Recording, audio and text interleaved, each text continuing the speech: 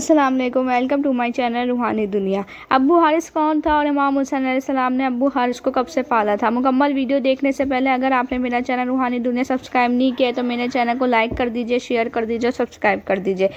इमाम हुसैन अलैहिस्सलाम ने एक शेर को पाला था जिसका नाम अबू हारिस रखा था। जब अबू हारिस जवान हुए तो लोगों को डर लगने लगा। लोगों ने इमाम हुसैन अलैहिस्सलाम से कहा, हमें अबू हारिस से डर लगता है, लिहाजा आप इसे आज़ाद कर दे।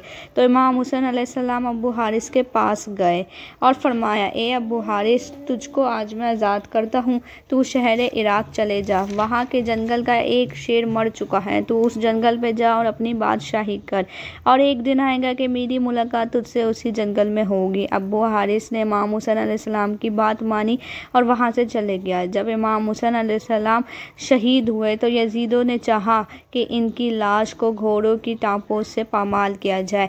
तो हज़रत बीबी फिज़ा अलैहिस्सलाम ने पहाड़ की ऊंचाई पर चढ़कर अबू हारिस को सदा दी, ए अबू हारिस, क्या तुझको पता है कि तेरे इमाम हुसैन अलैहिस्सलाम की लाश को पामाल करने का मंसूबा बनाया जा रहा है? क्या तू इससे बाखबर है?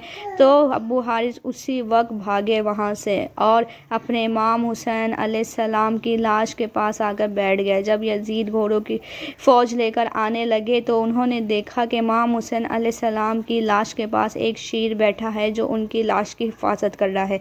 ये एक आजमाइश है, हमें इस पे हाथ नहीं डालना चाहिए, कहीं ये शेर हमें नहीं मार